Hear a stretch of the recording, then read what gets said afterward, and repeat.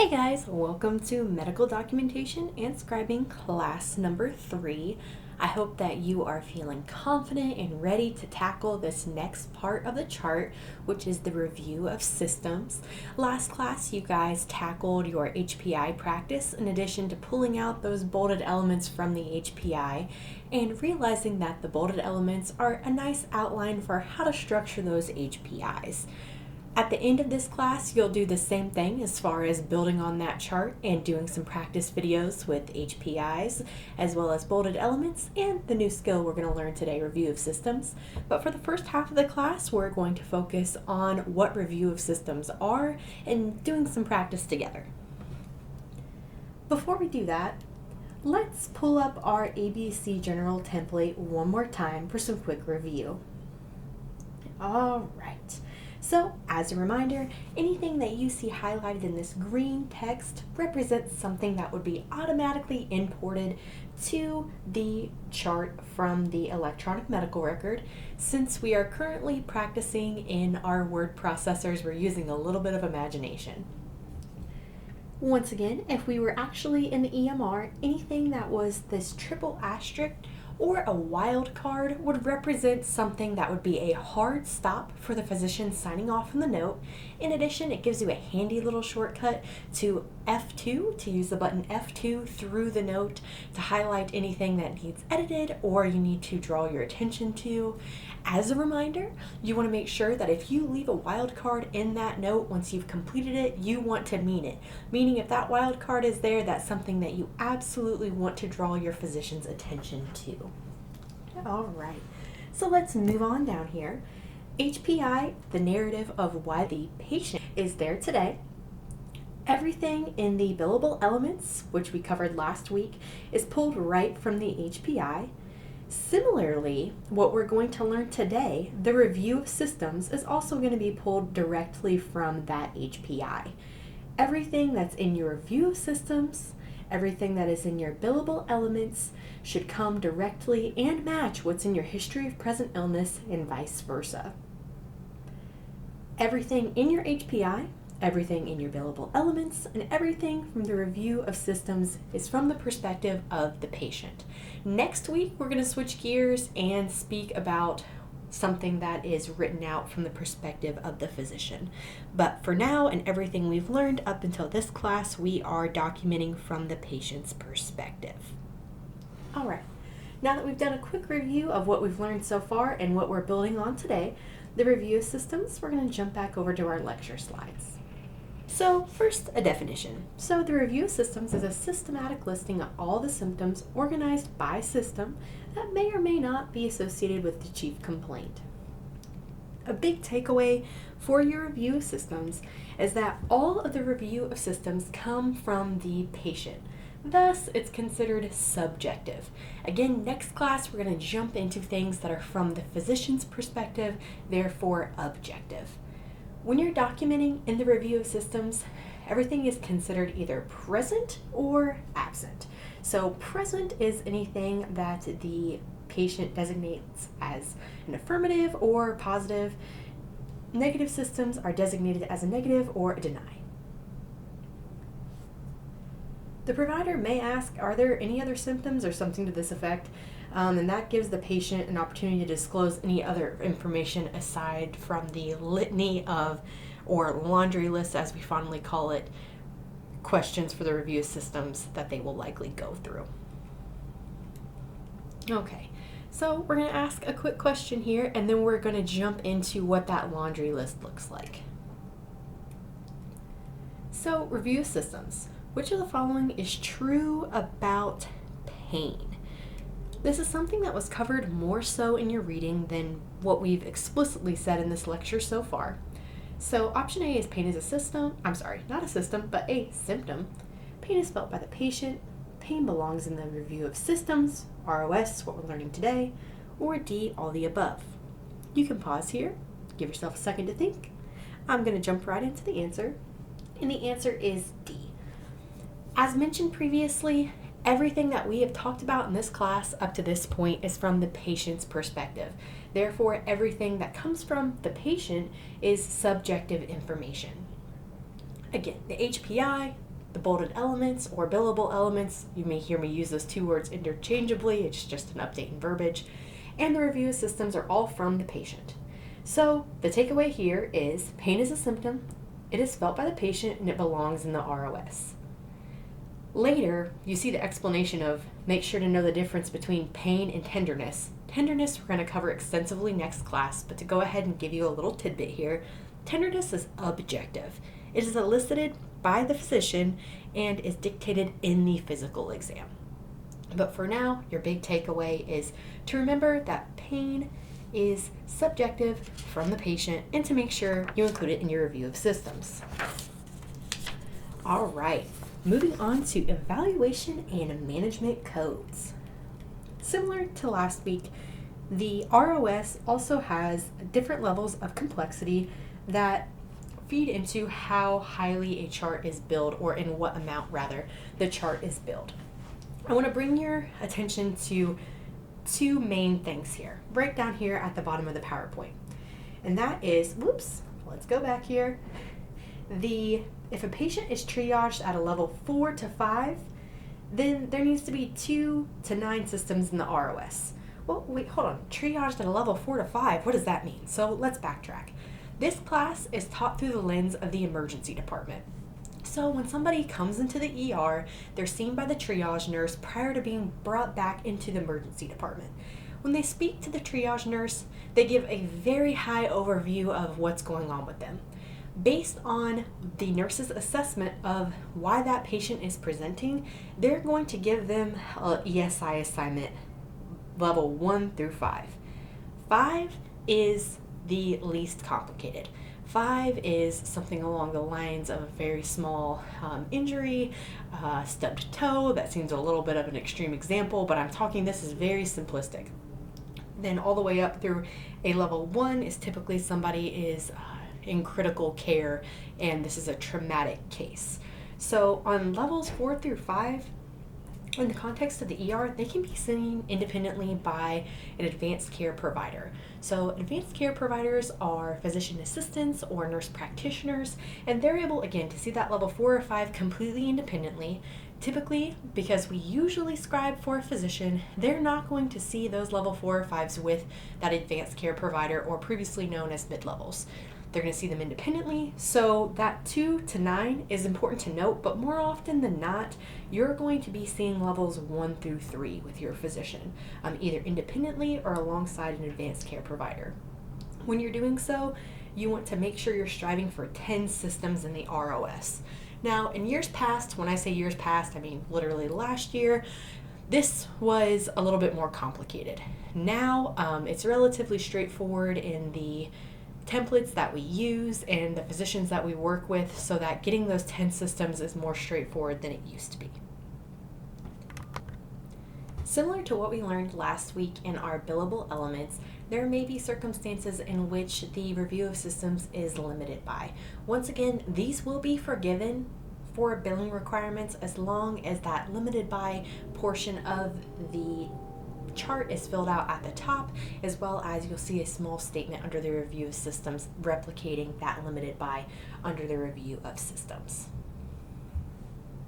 Okay, now we're going to have a little review question. So, whenever possible, to maximize the value of a chart for billing purposes, you should strive to have how many systems under the review of systems for a patient whose predicted level of acuity is a level 3.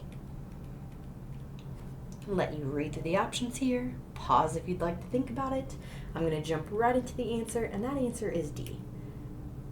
Once again, the vast majority of our physicians are going to see the predicted level of acuity 1 through 3. And 1 through 3 is always going to be 10 ROS to be fully or highest billable level.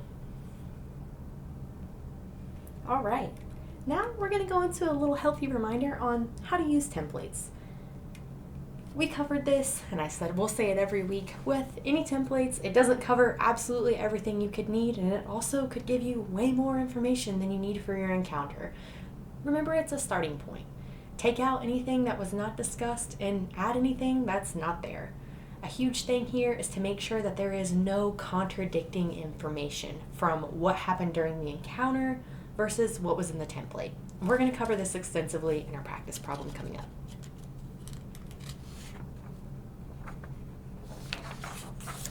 So using the template specifically for the review of systems. First, we need to make sure that we add symptoms that are present. Remember, this is positive or affirms, as well as symptoms that are absent, the negative or denies. Remember, this template is not comprehensive. There may be things that are discussed that are not in your template and vice versa. Step 2 is removing those contradicting statements. Now, let me tell you, one of the biggest things that's going to get you in trouble with your physician quick is if you have contradicting statements. Get in the habit of making sure things line up, not only with the ROS and the HPI, but within the template itself and within each individual section. Lastly, remove any symptoms or organ systems that were not discussed. Leaving that information in there for a heads up is falsifying information, okay? Similar to when we discussed HIPAA and protecting patient information, one of the quickest ways to, unfortunately, end your healthcare career before it begins to the level you want to get to you aspire to, is to falsify information, whether it was knowingly or unknowingly. All right, let's get past that doom and gloom and do some practice examples.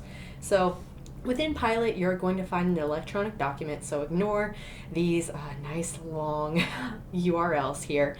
I'm going to give you some practice problems. They're going to be 6 in total. Just work through 1 through 3 for now. You will have the templates there, and the answers will be there at the bottom. As a reminder, if you look at those answer keys prior to working out the problem, you're just hurting yourself, and it's going to make things significantly harder during testing and when you actually are on the job. So prior to letting you loose to work through those practice examples on your own, let's do one together. All right, I'm going to read this out loud to you. A 42-year-old male presents in the ER with abdominal pain. During the initial encounter, the patient also reported having nausea and vomiting and one bowel movement in which he had bright red bloody stools. Otherwise, he denied blood in his vomitus, diarrhea, painful urination, or blood with urination, kidney pain, fevers, or chills. He also did not have any changes of vision, shortness of breath, chest pain, palpitations, leg pain, or swelling, headaches, or other symptoms. However, as the physician was leaving, the patient did mention that yesterday he had a sore throat and a non-productive cough, which kept him from sleeping, resulting in non-restorative sleep and fatigue. So before we hone in on the ROS, I would love to point out a few things here. First and foremost, we see abdominal pain as our chief complaint, right? After the chief complaint, you see this first initial line of questioning. This initial line of questioning is directly related to that abdominal pain. As you get more and more familiar with the ER and working alongside your physician in a variety of encounters, you're going to be able to point out or recognize related questions or needed clinical questioning. One of the beauties about working as a medical scribe is getting this information prior to ever setting foot in medical school, PA school, nursing school, PT school, take your pick. So you'll be able to identify when somebody comes into the ER that the physician's likely going to ask this first laundry list, if you will, of vomiting, diarrhea, painful urination, or blood with urination, kidney pain, fevers, or chills. Secondarily, the physician goes through kind of the general laundry list, meaning this is the review of systems that covers all the heavy hitters throughout the various body systems to make sure that there is not something else lingering aside from that chief complaint. Those are, once again, right here with changes in vision, shortness of breath, etc., etc. Now, when you first start scribing and when you jump into your practice videos later, this is going to be a little overwhelming. Well, probably a lot overwhelming. The nice thing is you're going to get very used to what the more blanket laundry list is, or the general questions almost all physicians are going to ask to cover the review of systems, again, to make sure that there's not anything lingering besides that chief complaint within the patient, okay? And once you actually get in the workplace, I'm going to teach you how to, in the workplace, and then also when we do our clinical days, these handy dandy little things called smart phrases, where you can go in and essentially have a dot laundry list. That's all you have to type in, and it goes and lists out, up to the 20 things you most commonly hear with a physician. I know when I worked in the emergency department, I had a dot laundry list for every physician that I worked with. Was there some variation? Yes, but 9 times out of 10, that was the laundry list that they would go through regardless of what the chief complaint was. And as you became more and more experienced, you're again able to recognize what the associated questions are going to be with chief complaints such as abdominal pain or a motor vehicle crash, etc. All right, so there's your aside. Oh, one more thing I want to point out here, as you're learning more and more medical vocabulary, cough. So anytime you have a cough, you are going to have a descriptor of that cough. It's either going to be productive or non-productive. So non-productive means nothing's coming up with that cough. If it is a productive cough, that means you're getting something that's coming up with that cough, or sputum. If that's the case, you're going to say productive cough, and then you're going to describe the character of the sputum. So most often that is going to be yellow or green or clear, sometimes with blood, etc. So that's an aside on getting you ahead in your medical terminology. All right, so let's bring it back full circle. Once again, we're going through review of systems practice. Let's bring out what the review of systems are here in another color. So everything that you see bolded and in color is part of the review of systems and needs to be called out in our ROS template. I would advise looking at this slide and having your positives and negatives or your ROS template in another window so you compare them side by side. I'm going to go ahead and jump right over. And first you can see here throughout the ROS template, we have just the template in black. I went through, and the first thing I did following our 3 steps to using the template correctly is adding all the positives and negatives. So here at the end of the template, to keep myself well organized, I put all the positives and all the negatives. Okay? Something important to note here is the negatives. The negatives are as important as the positives. So no blood in their pee is as important as having blood in their pee. So make sure that you are documenting them both correctly. There's a unfortunate habit of new scribes that I was guilty as well, that when you hear no, you could just say, oh, you discount that. No, you gotta remember the negatives are just as important as the positives. Okay, so we added our positives and our negatives to the end of the template here. Now, what I warned you about earlier is making sure we don't have any contradictions. So before I go to the next slide, you can see right here in our template, it says no earache or sore throat. However, they had a positive sore throat. So if I stopped here and this is all I did for the template, I'm going to have this contradiction. My physician's going to be mad, and I unknowingly falsified this medical record. So next step is to go through and delete any non-discussed or contradicting statements. As far as what this is actually going to look like in your template, I've kept this up for now just so you can see where I've crossed out things that are contradicting. Usually they're going to be pretty straightforward. So looking at GI, abdominal pain, nausea, vomiting, constipation, abdominal pain, nausea, vomiting, that's straightforward, okay? There are some that you're going to be like, oh, well, I didn't realize that was contradicting. The prime example of that is recent illness under constitutional. So if they have non-restorative sleep or fatigue, basically if they have any overall complaint, make sure that you're taking out recent illness. Err on the side of caution here. If you're ever confused on whether or not it's a contradiction, I would advise you to 1, check your notes, 2, that you've taken here throughout class, 2, Dr. Google is always a helpful resource to get yourself a little bit more information, and 3, remember your physician is always available to ask questions. Just make sure that you're exhausting your resources prior to asking your physician. All right, let me see if we have what it's going to look like at the very end. No, unfortunately I don't. So again, on the finished product here, we wouldn't just draw a line through this, we would just completely delete it. I just drew a line through it for the ease of having you see what was contradicting. All right, so now I am going to turn you loose to work through the different practice problems independently. Once again, you'll have, just like this, a nice robust paragraph. Go through, use your template, and put in the positives and negatives, and take out any contradicting statements. If you have any questions on those when you're going through the answer key, please do not hesitate to reach out. As far as lecture material goes, that's all I have for you guys today. So just like last class, you will have a practice video. In that practice video, you will complete the History of Present Illness, the HPI, as well as the billable elements. This week, we're going to build on one more skill, and we're also going to complete the review of systems. For one of those videos, again, I'm going to post these in Pilot. I'm going to give you the link to the video. Go ahead and complete it and give you the answer key so you can review that on your own. For the second video, I'm not going to include the answer key. Rather, I'm going to have you submit that via Dropbox. All right, so in summary, what's due this week is this week's quiz. In addition to submitting one of your clinical encounter videos, the practice with the ROS is something that you're doing independently. All right, guys, thanks for hanging with me this week. If you have any questions at all, don't hesitate to reach out. Thanks so much, and happy practicing.